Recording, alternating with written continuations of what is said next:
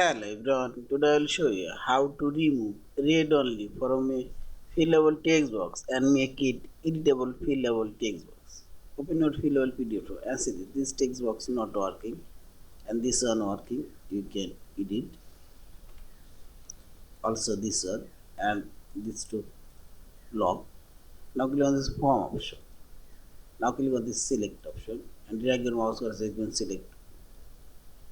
Now click right button for mouse cursor and select properties dialog box and go general option already selected, and here you will find this check read only. Simply uncheck it. Now select close and press hand option and see this. Now you can edit text and remove text and so on. Yeah, this is. And finally say this file option, save or save as a fillable PDF. Thank you for watching. Subscribe, like, share and comment.